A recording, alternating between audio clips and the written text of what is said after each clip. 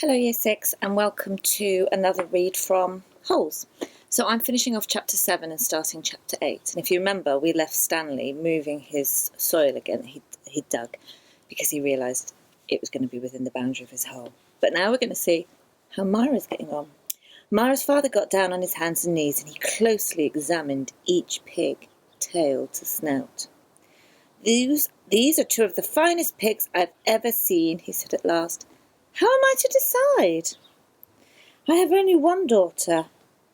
Why not let Myra decide? Suggested Elia. That's preposterous, exclaimed Igor, expelling saliva as he spoke. Myra's just an empty-headed girl, said her father. How can she possibly decide when I, her father, can't? She knows how she feels in her heart, said Elia. Myra's father rubbed his chin, then he laughed and said, Why not? And he slapped Elia on the back. Doesn't matter to me. A pig is a pig. He summoned his daughter. Elia blushed when Myra entered the room. Good afternoon, Myra, he said. She looked at him. You're Elia, right? Myra, said her father, Elia and Igor have each offered a pig for your hand in marriage. It doesn't matter to me. A pig is a pig. So I'll let you make the choice. Whom do you wish to marry? Myra looked confused. You want me to decide? That's right, my blossom, said her father. Gee, I don't know, said Myra. Which pig weighs more? They both weigh the same, said her father. Golly, said Myra. I guess I choose Elia. No, Igor. No, Elia. No, Igor. Oh, I know. I'll think of a number between 1 and 10.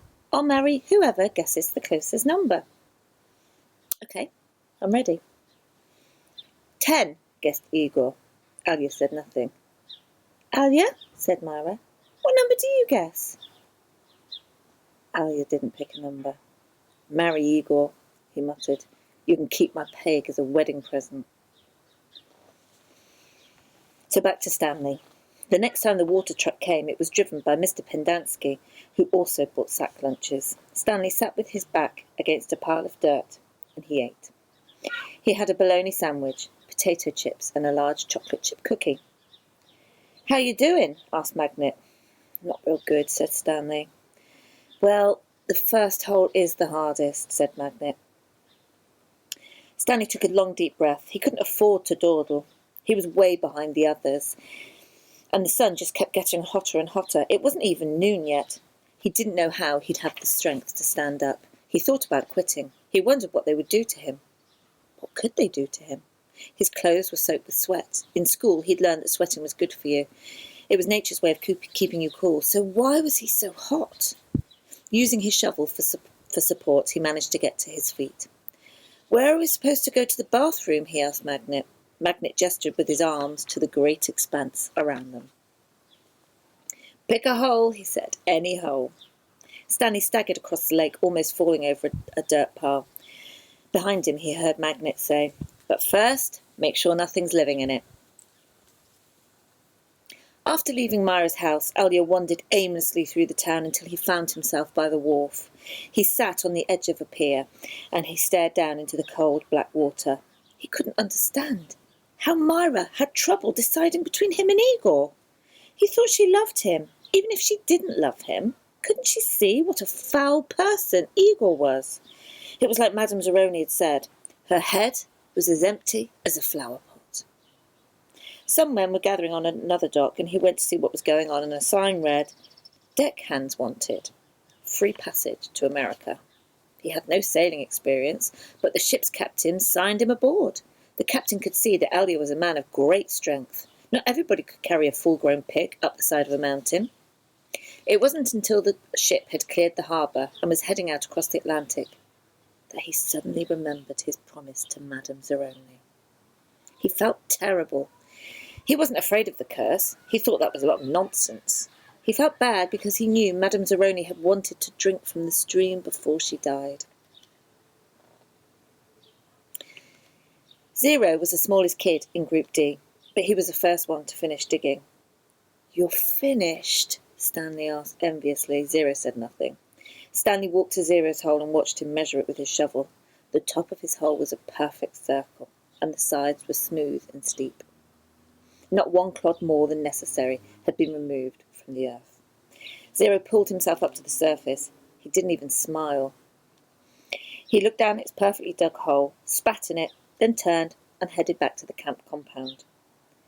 Zero's one weird dude, said Zigzag. Stanley would have laughed, but he didn't have the strength. Zigzag had to be the weirdest dude Stanley had seen. He had a long, skinny neck and a big round head with wild, frizzy blonde hair that stuck out in all directions. His head seemed to bob up and down on his neck, like it was on a spring. Armpit was the second one to finish digging. He also spat into his hole before heading back to the camp compound. One by one, Stanley watched each of the boys spit into his hole and return to the camp compound. Stanley kept digging. His hole was almost up to his shoulders, although it was hard to tell exactly where ground level was because his dirt piles completely surrounded the hole. The deeper he got, the harder it was to raise the dirt up out of the hole. Once again he realised he was going to have to move the piles. His cap was stained with blood from his hand. He felt like he was digging his own grave. In America, Alya learned to speak English. He fell in love with a woman named Sarah Miller. She could push a plough, she could milk a goat, and most importantly, she could think for herself. She and Alya often stayed up half the night, talking and laughing together. Their life wasn't easy.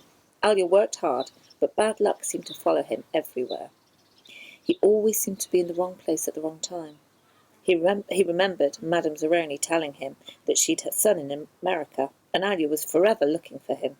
He'd walk up to complete strangers and ask if they knew someone named Zeroni, or if they'd ever heard of anyone called Zeroni. No one did. Alya wasn't sure what he'd do if he ever found Madame Zeroni's son anyway. Would he carry him up a mountain and sing the pig lullaby to him? After his barn was struck by lightning for the third time, he told Sarah about his promise to Madame Zeroni. "I'm worse than a pig thief," he said. "You should leave me and find someone who isn't cursed." "I'm not leaving you," said Sarah, "but I do want you to do one thing for me." "Anything," said Alya. Sarah smiled. "Sing me the pig lullaby." He sang it for her. Her eyes sparkled. "That's so pretty. What does it mean?" Alya tried his best to translate it from Latvian into English, but it wasn't the same. "It rhymes in Latvian," he told her. "I could tell," said Sarah. A year later, their child was born. Sarah named him Stanley because she noticed that Stanley was Yelnats spelled backwards. Sarah changed the words of the pig lullaby so that they rhymed. If only, the woodpecker sighs. The bark on the tree was as soft as the skies, while the wolf waits below, hungry and lonely, crying to the moon, if only, if only. Stanley's hole was as deep as his shovel, but not quite wide enough on the bottom. He grimaced as he sliced off a chunk of dirt and then raised it up and flung it onto the pile. He laid his shovel back down on the bottom of the hole, and to his surprise it fit. He rotated it and only had to chip off a few chunks of dirt here and there before it could lie flat across his hole in every direction. He heard the water truck approaching and felt a strange sense of pride at being able to show Mr. Sir or Mr. Pendanski that he had dug his first hole. He put his arms on the rim to try and pull himself up, but he couldn't do it. His arms were too weak to lift his heavy body. He used his legs to help, but he just didn't have any strength. He was trapped in his hole. It was almost funny, but he wasn't in the mood to laugh. "Stanley!"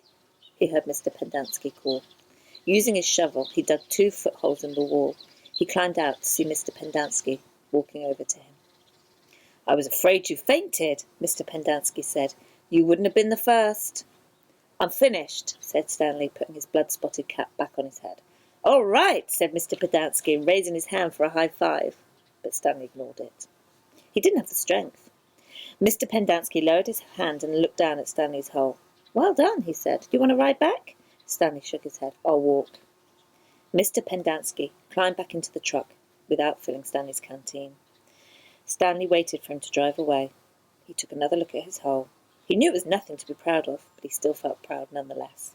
He sucked up his last bit of saliva and spat. Okay, we're going to get straight on with chapter 8 because it's really short. A lot of people don't believe in curses.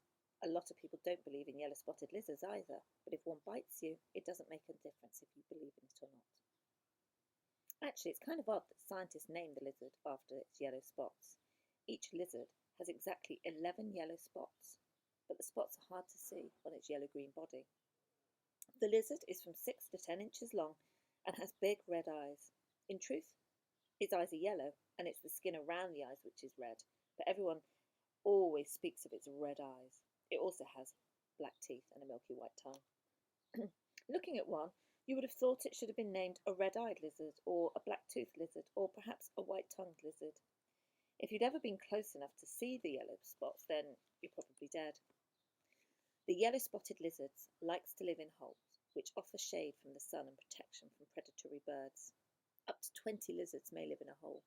They have very strong, powerful legs, and they can leap out of very deep holes to attack their prey. They eat small animals, insects, certain cactus, thorns, and the shells of sunflower seeds. That's the end of chapter 8. So more from chapter 9 tomorrow.